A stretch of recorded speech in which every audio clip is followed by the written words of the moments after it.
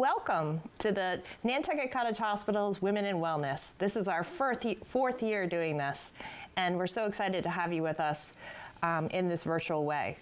I'm Courtney O'Neill, and I'll be your moderator for tonight. And at the end of the presentation, we'll be taking some questions and having some answers for you. So please, in the Zoom, look at the Q&A feature, and that's where you're going to write your question, and we'll deal with those at the end. Thank you again for joining us. I also want to say thank you to our presenters who are here today, Sarah Munson, Lyra Keller, and Charity Grace Mofson. We're so excited to have them sharing their expertise with us today. Our first speaker is Sarah Munson. She's a licensed social worker, and she's a social services manager here at Nantucket Cottage Hospital. Sarah.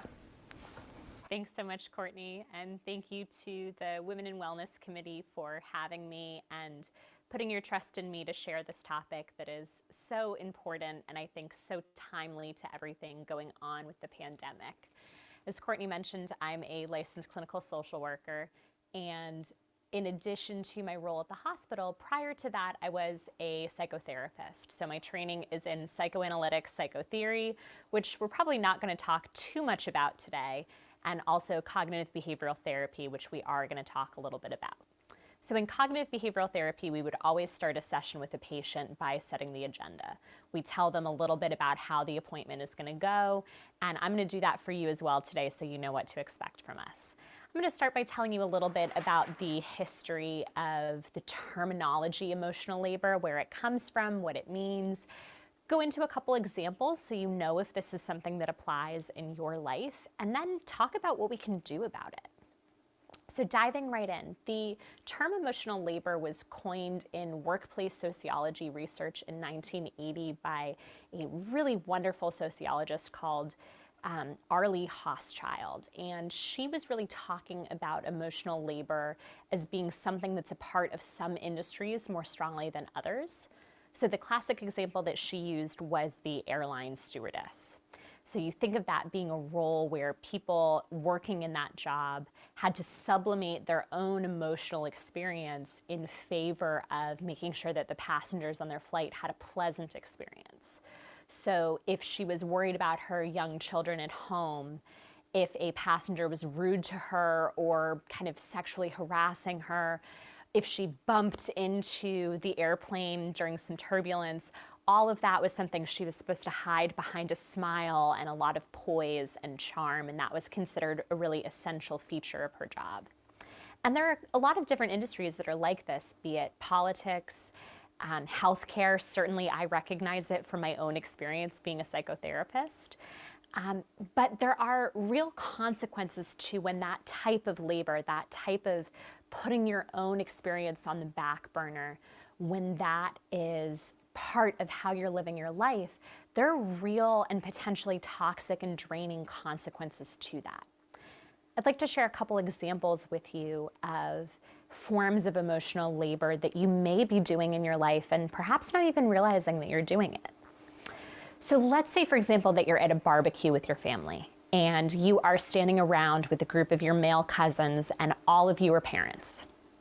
And you happen to be the only woman in the group. And all of a sudden someone walks up to that group with a baby in their hands and immediately hands you the baby.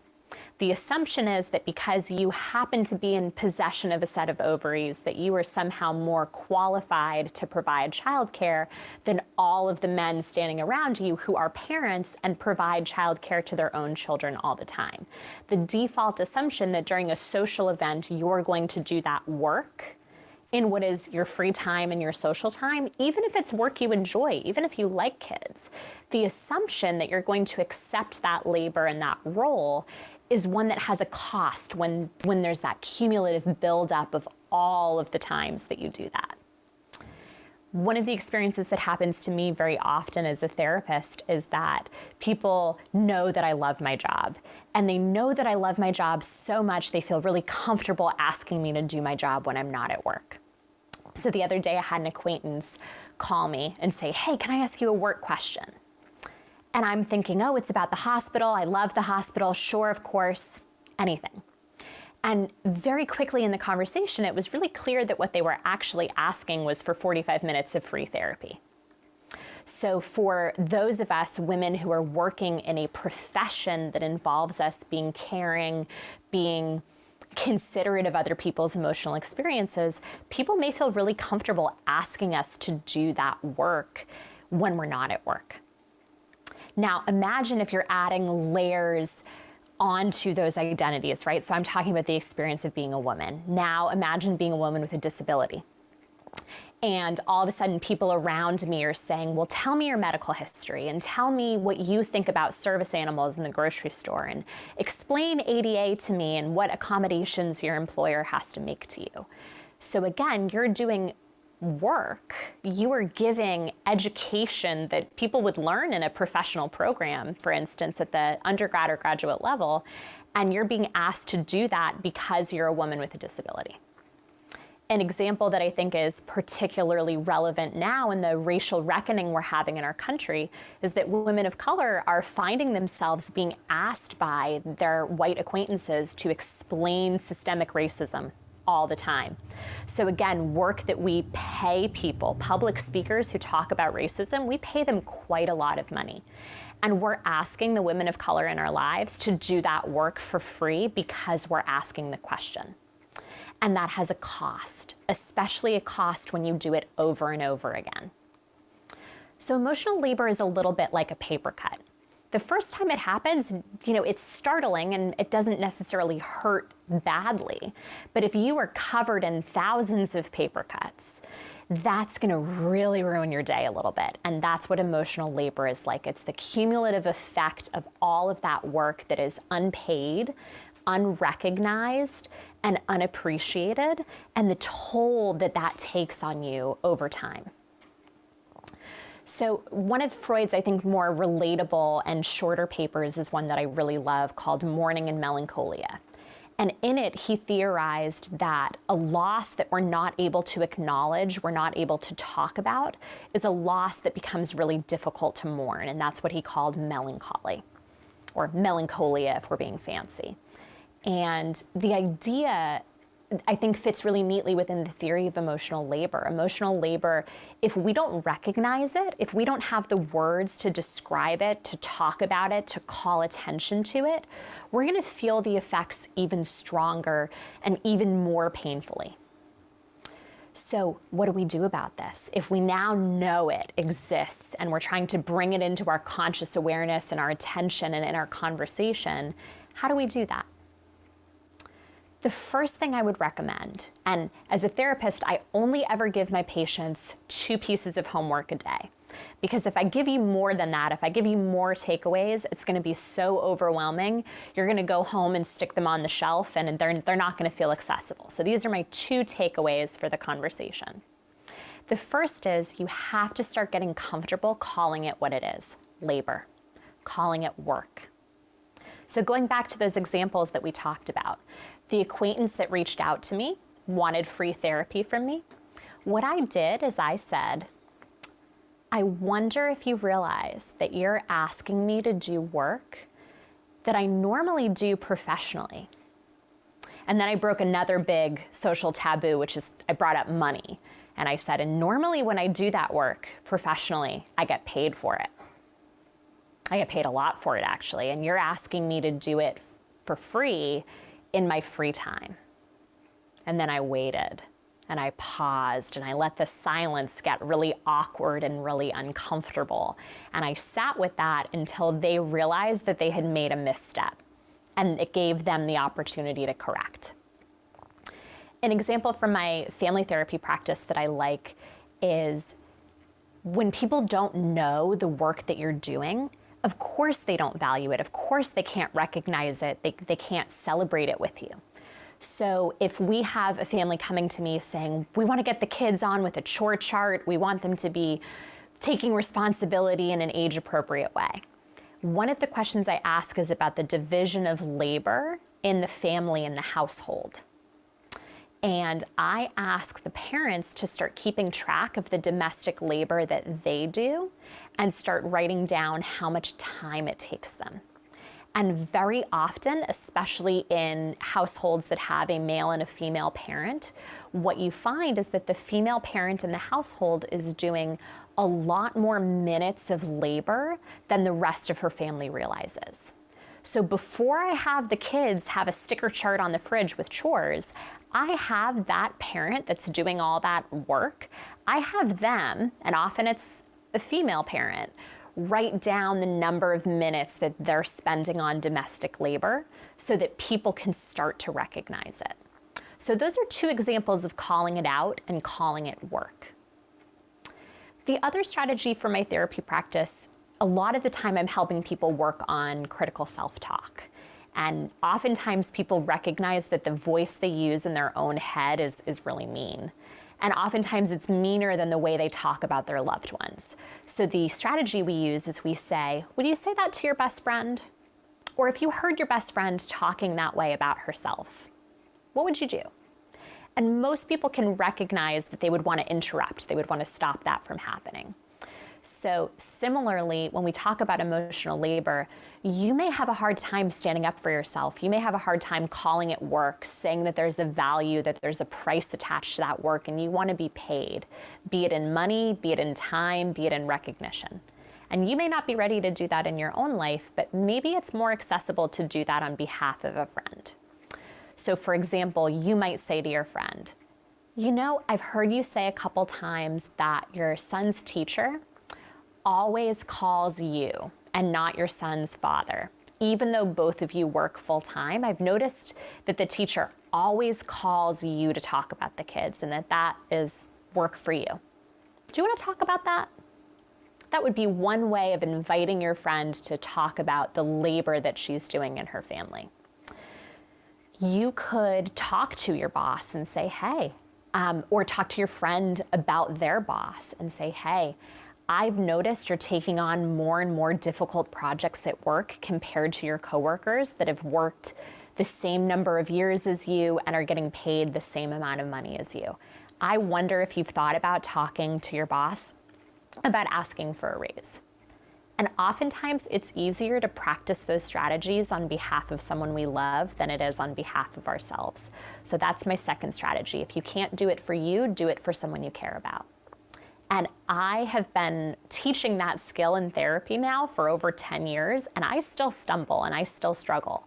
And what helps me get back up and keep going is the fact that I trust that there are women in wellness and women all around me in my life that are working on that too. And on Nantucket, we really like the expression, a rising tide raises all boats. If we are all doing it together, it's going to get a little bit easier to do it together. So that's my invitation to you. Thank you so much for joining us tonight, and I can't wait to hear what my co-presenters have to say.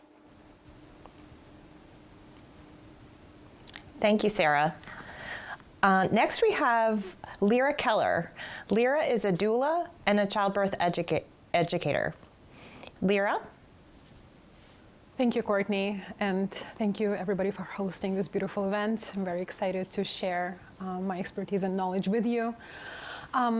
So I just want to first start by acknowledging the fact that emotional labor is an extremely wide range of things that go into that definition.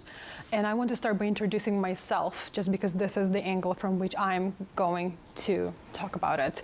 So I am a white, able-bodied woman who is happily married. I have 2 young, healthy children. I have never experienced lack of food or shelter or clothing, and I had access to high-quality education. Today I'm going to be mostly speaking from my experience as a childbirth educator and as a full-time mother. For me personally, emotional labor comes out as me taking care of my house, doing laundry, doing daily chores. It also manifests in me taking care of our family bills, taking care of taxes, arranging absolutely everything for my kids' activities, and just doing easy things, seemingly easy things like reminding everybody what activities are coming up, birthdays, preparations for all of this. And I can honestly keep on going for a very long time if we would have another couple of hours together. My husband and I, we both have full-time jobs. So we do split our time with our children and doing daily chores are approximately 50-50. But for him, this work does not manifest as emotional labor. And I'll give you an example and explain why. So the other day, I needed to do a bunch of work online at home and also record some videos for my work. For that, I needed him to leave the house so that it could be kid-free. What I actually ended up doing is I ended up organizing a beach play date for them. And that involved me contacting our family friends, arranging place, time, activities that are going to happen, me packing snack bags and beach bags, and communicating about that with everybody involved. And also, I even managed to sneak in planning for the lunch that was going to be had after their return. So obviously that was a very easy experience for my husband to have, but by the time I was done planning all that and had to go to my office to keep working, I was partially emotionally drained. Speaking about emotional labor, we do constantly recognize now, having these conversations, that it does take more of an emotional toll for women.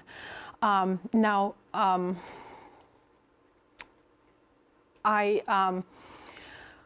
want to here transition into the answer that my husband had when he came back from the beach play date. He said, "Whoa, you are so natural at organizing and maintaining all the structure in our life." And I really want to focus on that word natural, because women, as we know now, are not naturally good at planning and maintaining. Women are from a very early age are cultured to take the example of their older female relatives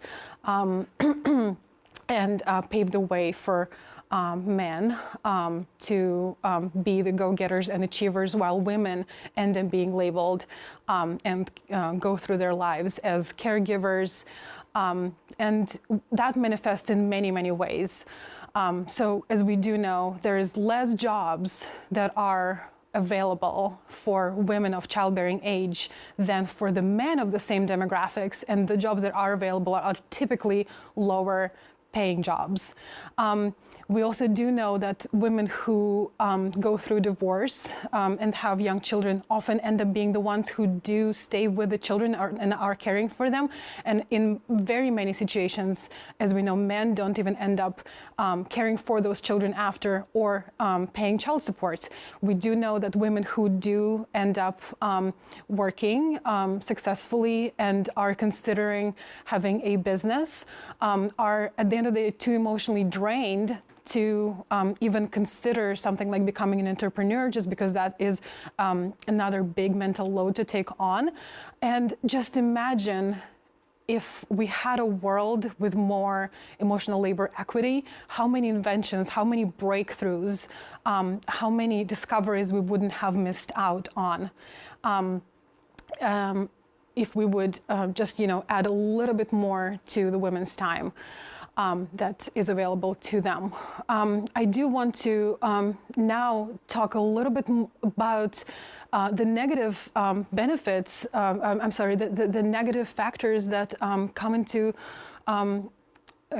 play when we think about how emotional labor affects men.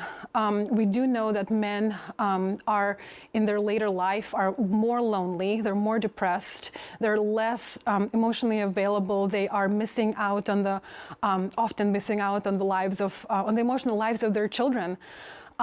Men are having a harder time creating and sustaining adult friendships and relationships. And all of this, it might seem like a stretch, but just a simple act of caring for a cranky, hungry toddler can teach you a lot about your personal inner world and about the world around you. I really like the metaphor, and we can use it in so many aspects of our lives, that that it would be useful to treat the world the way that you treat your young child. And I'll give you an example. When somebody does something seemingly bad to you, when somebody, I don't know, even commits a crime, what if instead of punishing them immediately, we would imagine, like, what would I do for my child? Like, would I try to comfort them? Would I try and make them a nice meal? Would I try to ask them questions, comfort them? Or like for an adult, like, can I just like pay for your therapy? What is it that I can do to make it better for you?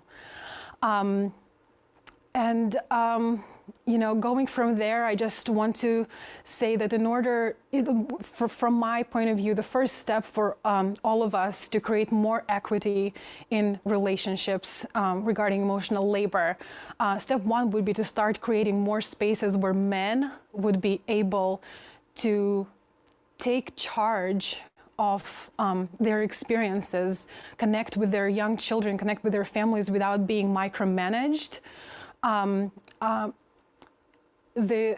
What I do professionally in my work is I teach expecting families how to take care of themselves, of their relationships in the late stages of pregnancy, through labor and delivery, and then in early postpartum period. I do get a lot of hesitation from men who are just not ready to be vulnerable, who are not ready to open up, and who are just generally not interested, for many, many reasons, to be the ones who are picking out the stroller and the bassinet, who are signing up for childbirth education classes. And I almost never get a man who reads fully a book on pregnancy and babies, while women do the exact opposite of this. Then when men do come into my classes and do learn, we go through absolutely everything. We learn how men can support her through the pregnancy, how they can be fully present there. Then we learn about absolutely everything they can do to support her, to be right there with her in the room, supporting her through the birth experience. And some men even end up being the ones who put on the gloves and receive the baby when the baby comes out. It's an absolutely beautiful thing. Then we talk about how men could be the ones assisting with breastfeeding and feeding in different ways a newborn, about newborn care, about soothing the baby without the mom's help. We talk about how men could be the ones assisting in finding out the first signs of perinatal mental health disorders. And in this way, what happens is that men go into the experience of starting a family, expanding the family, with this full knowledge, with this full empowerment, where they can be taking on more of the emotional labor that she would be taking on otherwise. It does aid in sustaining the relationships, making them stronger. But I also want to acknowledge that this is a relatively short-term solution for the family overall, just because I do want to acknowledge that the emotional needs and emotional labor of a family with a newborn is different from the emotional needs of a family with a teenager. They're different from the emotional needs of a single mom. They're different from the emotional needs of all kinds of different families and humans. So we constantly need to encourage communication, honest communication and boundaries. And we do need to keep creating those spaces in which men can learn by doing house and emotional projects themselves without being micromanaged. And this is it from me. Thank you very much. Thank you, Lyra. Next, we have Charity Grace Moffson. Charity is a community advocate and diversity, equity, and inclusion consultant.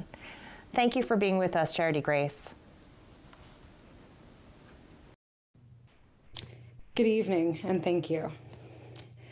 As a community advocate, activist, and diversity, equity, and inclusion consultant, I spend a good portion of my time volunteering to collaborate with others on solutions to systemic racism and finding ways to serve and empower our young people. So like many other helpers, I too experience the effects of emotional labor. As we look for ways to unify the community and set out to right wrongs, emotional labor can show up at every turn, from seeking justice where there is none, to being a support for yourself and others, to interacting with folks just looking for confirmation that they're not racist from one person they'd like to speak from for an entire group. And let's be honest, as a woman of color, I get to speak for the entirety of people of color quite often. While I cannot speak for everyone's experience or opinion, I can certainly speak, so here I am. These kinds of events can inevitably result in some serious emotional labor, and often for a whopping paycheck of $0. The demands to respond within a tight timeline and to be available during work hours, despite the fact that you have a day job, because you have to. Because right now, it's the only one that's paying, even though the unpaid work is at least as important as the paid. Likely more important. That being said, when it comes to race relations and how I choose to contribute, I will always choose intentional events of mutual understanding and education over the random, exhausting interactions one sometimes finds themselves in on social media with that insensitive girl from high school or a racist uncle at the next family reunion. In talking with Sarah about this event and what I should say, or what I want to say, I thought about how this talk is as much for me as it is for you. And the main point that I want to get across to us tonight is that this work is hard. Whether you're a professional diversity, equity, and inclusion consultant, or simply someone who cares and wants to do better, this is hard. I want to say that tonight because I think it's important to validate the fact that it's real, so then we can talk about how we keep going. The only way what's happening now turns into a movement resulting in lasting, meaningful, positive change is for us to keep going. Otherwise, it's just a moment. So emotional labor can take on a variety of forms in this sort of work. It can look like giving away free therapy. It can look like people-pleasing and appeasing, being cornered into making people feel better about themselves and their efforts or lack of. It can look like being the token expert while the role is unpaid, and being sidestepped the second funds are acquired for a real position. It can look like having the best intentions in the world to help people and still coming up short. It can look like making people uncomfortable and being uncomfortable. It can look like hours and days and months of effort and still missing out on big opportunities. It can look like helping someone who wants more help than you can give. It can look like random people in the community accusing you of not doing enough because they don't see it in print or hear you shouting it from the rooftops. And sometimes it looks like people who are working out their own issues, latching onto you with the expectation that you can and will fix their issue and make them feel better. And I'm going to tell you a little story as an example. A couple of years ago, I was the Associate Director of Nantucket Operations for the Museum of African American History. And not long after the hate crime at the African Meeting House, a friend of the family on my husband's side contacted me, unsolicited, to tell me her definition of racism. As an older white woman who has lived on this planet longer than I have, she felt it was her duty to tell me her interpretation and then demand that I agree with it. When I did not, she accused me of accusing her of being racist. She then cried, contacted my in-laws and my husband to inform them of what a horrible person I was, all because I wouldn't appease her and agree with a harmful, inaccurate definition of racism. I immediately became the enemy. And let me tell you, the added complication of family being involved was next level labor. Fortunately, though, we have a solid family unit.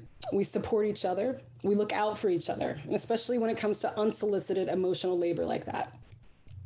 But what this came down to was this lady projecting her own insecurities. She didn't want to be racist, but she wasn't willing to do any internal review. She just wanted someone to appease her guilt and make her feel better. And that's not the sort of labor we're willing to exert our energy for. We have very important work to do right now, and time is of the essence. Getting bogged down in drama and dealing with unnecessary emotional labor is not an option. You'll notice I'm saying we, because I'm making the positive assumption that some, if not all of you, have either always been paying attention, or you're recently appalled at the state of things and you want to be a part of the solution. This is for all of us. What really matters and what's really going to keep this going are a few things we're going to talk about right now. Acknowledge that emotional labor is real and know what it looks like, not just in the moment, but know the after effects, the stress, the sleeplessness, the anxiety, legit mental health issues, problems in our relationships, burnout, the list goes on. Surround yourself with a group of like-minded people. This is necessary because sometimes you're going to need that validation. The desire for validation is natural. Just make sure you're not looking for it in the same place you find emotional labor. That's where your group comes in. Sometimes you're going to need a break, and now you have an entire group to pick up where you left off and to pick you up when you need it. They can help remind you why you and this work are important before you face burnout. Together, you have the opportunity to support each other through the effects of emotional labor you'll inevitably feel at some point. Next, you can care and do this work without absorbing everyone else's pain. It's a delicate dance, but it is possible. It involves listening and being willing to act rather than simply feeling the pain and wanting it to go away. And it involves setting healthy boundaries, knowing when to say no, knowing your worth, refusing to work for free, and other elements of radical self-care, which is my next point, self-care. Make sure you have a solid routine. For me personally, that includes meditation and prayer and gardening and occasional retreats from social media, and the belief that self-care and community care are one and the same. The individual needs community and the community needs the individual. Taking care of ourselves and taking care of each other so that we can keep doing this work is really the only emotional labor we need to be prepared to do. It is natural, it is mutual, and it is absolutely necessary. Thank you all.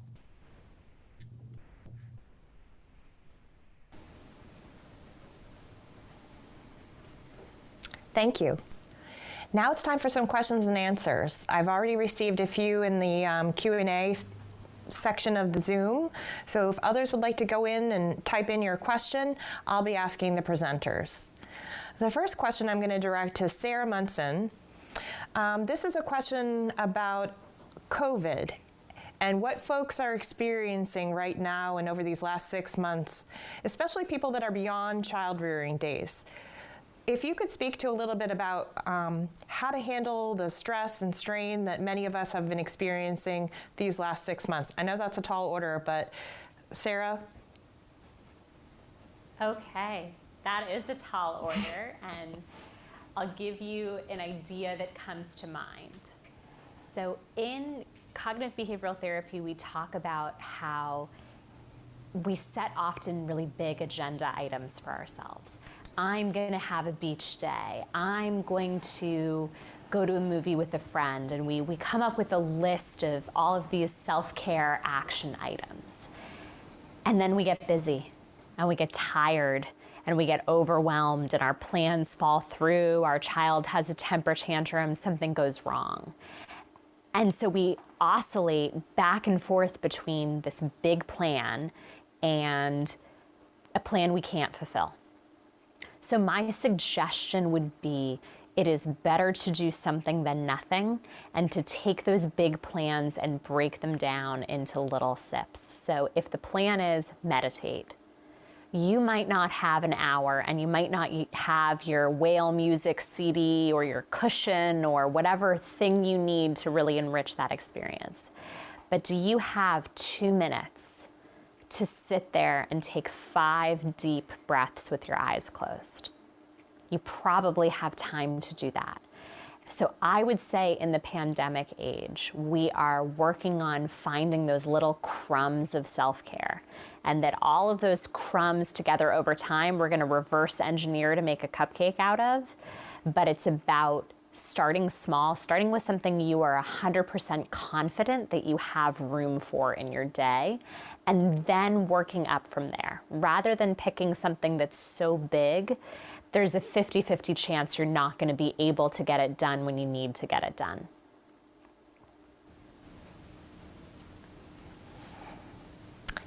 Thanks, Sarah. I'll encourage people again, just enter your questions in the Q&A section on Zoom. This next question, I think would be for Lyra, but anyone who wants to chime in, please do.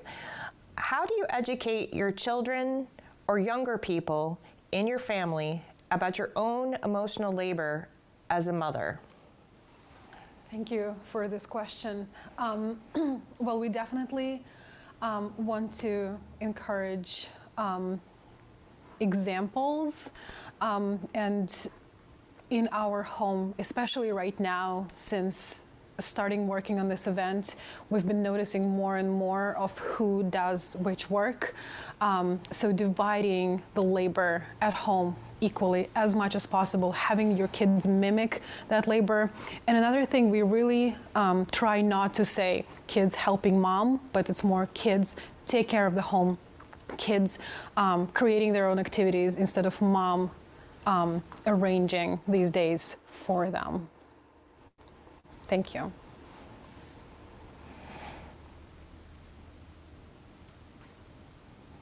So all three of you ladies discussed emotional labor and unpaid work and sort of challenging folks that expect that so much out of all of us. And I wonder, you gave such good examples of how to approach that, but for someone who's timid and afraid to sort of have that first conversation about, hey, I get paid to do this. I'm not just going to give it to you for free. Not that that's how you would do it.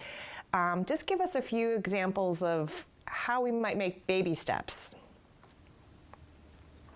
I'm happy to jump in on that, Courtney. I think that's a great question.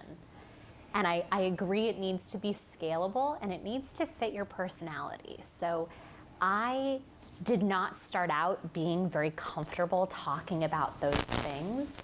I really felt that social work was a calling, and that part of a calling meant you don't turn it on and turn it off. And I really did not originally feel comfortable setting those boundaries. And now I would describe myself as a really boundaried, very aggressive boundary setter. So I think the first thing I would say is that my whole profession is predicated on the idea that people can change. And who we are, even as adults, it's not permanent. We can go from being shy to being assertive. We can go from being soft-spoken to having that iron and that steel in our voice. So part of it is starting by believing that you can change. And I think one of the things that I would encourage is to make a list of possible changes. And not commit to any of them, but just say, hypothetically, where's a moment I wish I said something different? And we all have a laundry list of things we wish we did different, right? And hindsight being 20/20. I would start with that list, and then I would rank it, which is the hardest one, the one you can't imagine doing, and which is the easiest one, where you say, all right, maybe I'm not ready to do that, but that's the one I could kind of imagine doing someday. And then it's about practice. So I have 2 cats. I'm a cat person, and I talk to the cats a lot. I practice the speech on the cats. I practice difficult conversations with them. So be it your cats, be it the mirror while you're brushing your teeth, find be it in bed with the lights out where nobody knows it's happening, find a place to practice. And practice the least scary thing on your list first, and practice it over and over and over until the shame, the guilt, the embarrassment, the fear, until that goes away. What we know about uncomfortable emotions is it's like a wave. It peaks And we think it's going to stay here forever, but it doesn't. It dissipates. So if you start with the easy thing on your list and you practice it until it's not scary, I think you will be able to tackle the other things on your list. Oh, sorry. Go ahead, Charity Grace. Just to jump in there and follow up on what Sarah was saying, I completely agree, especially as someone who also struggles with that. So practice, lots of practice. That's probably the only thing that's going to make it any easier over time. But also, I might challenge you to think about the feeling. As uncomfortable as it is to ask for what you know or what you should know you're worth, you know that it's also uncomfortable when you don't ask. And when you're sitting there after the fact, after you've done that work, after you've given so much of yourself and you feel like you're missing something, pick which feeling you would prefer to sit with. I personally am going to lean towards feeling the discomfort, the temporary discomfort of asking, rather than sitting with that. The discomfort of feeling like you've made a mistake and not spoken up.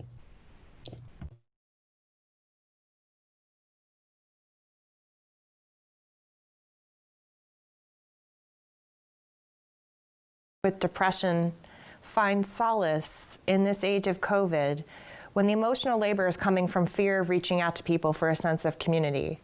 I think this is, we all have been experiencing isolation, especially in the spring. So Sarah, Charity Grace, Lyra, who would like to take this one?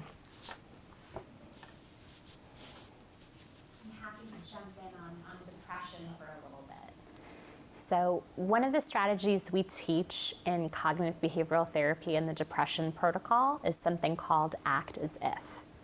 And I think what I want to start by saying is that the fear of reaching out, the fear of being a burden on your community and on your loved ones is a really real fear.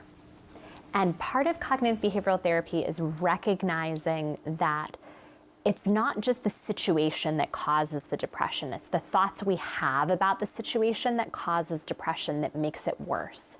So in this case, what I'm imagining, and I don't know who it is that's asking the question, so I apologize if I'm taking some liberties, but what I'm imagining is you have the thought, I want to reach out, I want to connect. And then there's that automatic negative thought almost right away of, what if someone's not available? What if they're so overwhelmed with their own work that I'm taking up their time? Gosh, I'm such a burden for reaching out. People are probably sick of hearing from me. And you can imagine those thoughts getting worse and worse and worse and worse, and the depression getting worse and worse. So one of the things I would recommend is you have to catch yourself when you're having those negative thoughts. You have to recognize them and call them that. Just like we're talking about calling labor, you have to say, wow, that's a really negative thought I just had. And then you have to say, there's a small chance that negative thought might not be true. And part of what I do and teach people in therapy is I teach them how to evaluate whether that thought is true and whether they want to act as if that thought is true, or act as if that thought might be a momentary negative hypothesis they had. So the strategy act as if talks about the idea of saying, okay, you believe that thought. You believe it really strongly. You feel it in your heart. It hurts. Can you imagine, though, that there's a chance that thought isn't true? That you're not a burden, that your loved ones would love to hear from you if you reached out? And can you act as if that more realistic thought is true? Even if you don't believe it 100%, maybe you only believe it 5%. But could you try? What would be different about your behavior if you were able to adjust the percent to which you believed your automatic negative thought? So that's one of the strategies I like, because I can do that. I can do that strategy in my own head all the time, and I find that very helpful to teach people to be their own therapist. And the beautiful thing is that the cognitive behavioral therapy protocol for depression is full of strategies like that. So I always tell people therapy is like a salad bar. You take the bits of it that you want, you leave the bits of it that you don't. So that's one bit from the salad bar that I offer. If it resonates with people, wonderful, keep it. You can pass it off as your own strategy. I don't mind.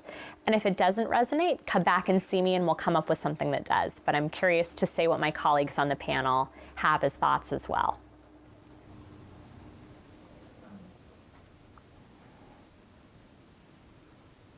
I'd like to add.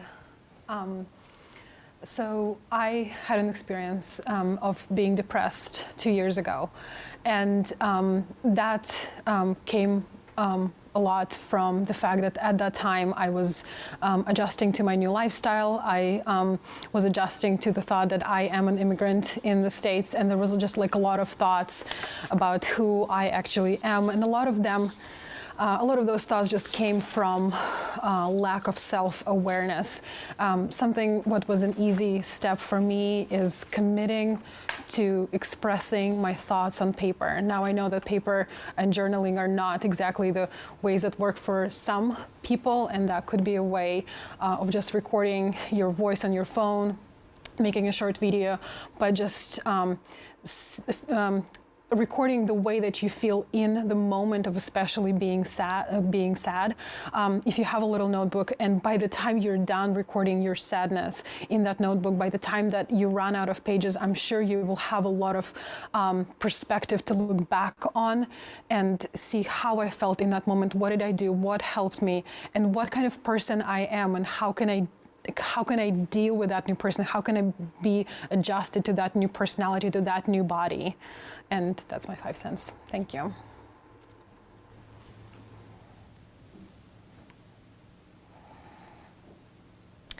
Another writer asks, is it possible that certain aspects of emotional labor can feed you and give you satisfaction?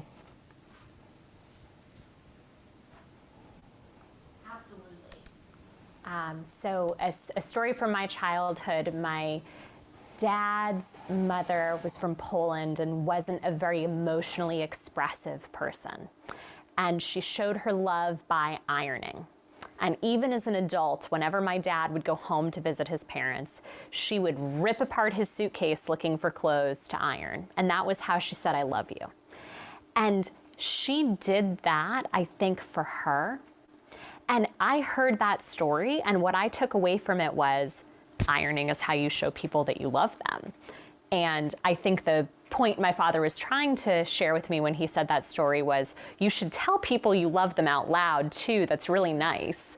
But what I took away from it was that acts of service, doing things for other people, can be a really meaningful way of communicating that you care and communicating community care. So absolutely, labors of love can fill you up. They can nourish you. They can really water the flowers in your own garden. What we're encouraging our participants today to think about is that your choice? Is the labor that you're doing labor that you pick to do? Because if it is, you might be picking it on purpose for some good reasons, and if so, keep going. If you are picking it because you want to avoid a negative feeling, you want to avoid guilt, shame, blame, difficulty, embarrassment, or you're picking it because somebody is throwing that hot potato at you and saying, I demand this, I need this, you have to give me this, it's unlikely that that type of labor then is really fulfilling. But absolutely, for many people, acts of service are a way of showing love. And I know that to be true in my own life and in many of my relationships. The question I always ask myself, though, is, does that fill me up? I completely agree. I think that when we make the choice to participate in something that is going to require labor, as long as we're remembering on the flip side to to make sure that we're filling ourselves up too, and not completely depleting ourselves as we're giving of ourselves, is equally important. That way you can keep going.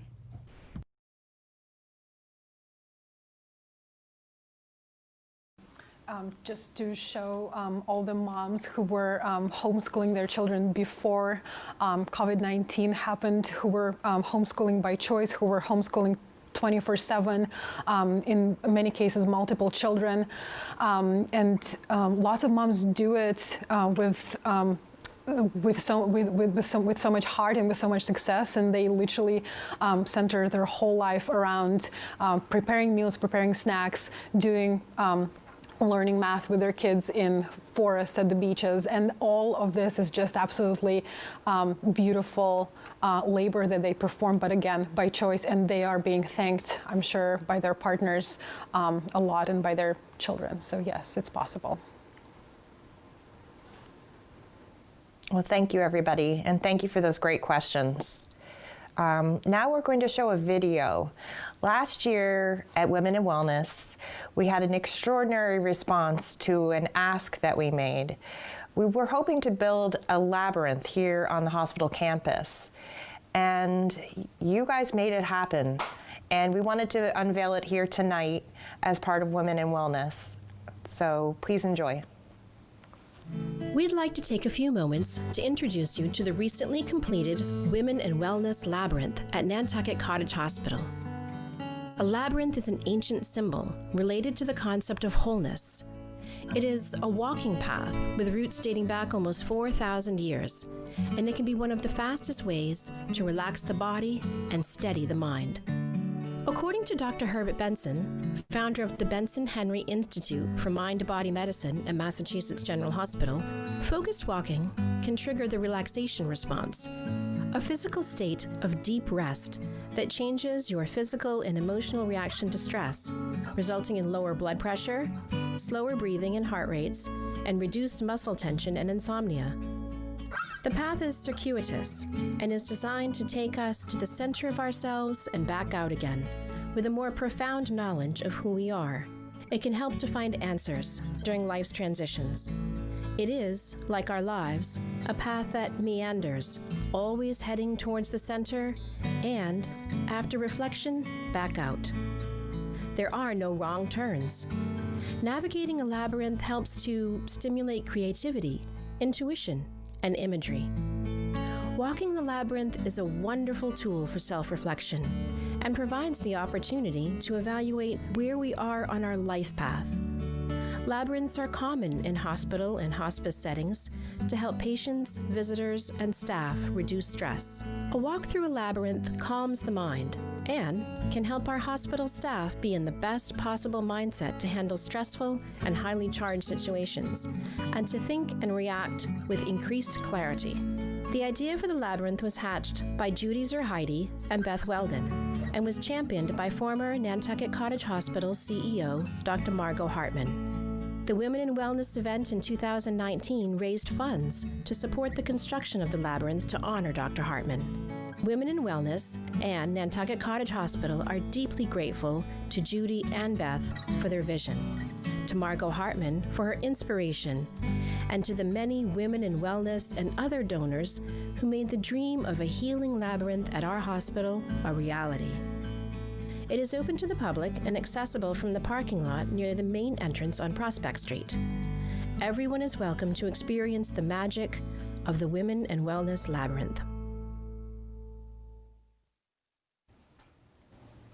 I'd also like to take a moment to thank Brenda Johnson for making that labyrinth possible.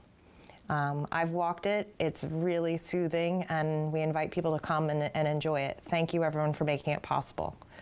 I'd also like to thank you for joining us tonight and send a huge thanks to our chair, Sarah Newton. When we realized we couldn't have an in-person event, she helped us pivot, and here we are tonight. I'd also like to thank the women that founded Women+Wellness, Meryl Braylauer, Janine Borthwick, and Melanie Sablehouse. We've enjoyed working with you and with all the women that have come and joined us over the years. I'd also like to thank Jillian Drury in the Foundation office. She has done a phenomenal job putting this together, along with NCTV. Thank you again, and we look forward to hopefully seeing you again next year in person.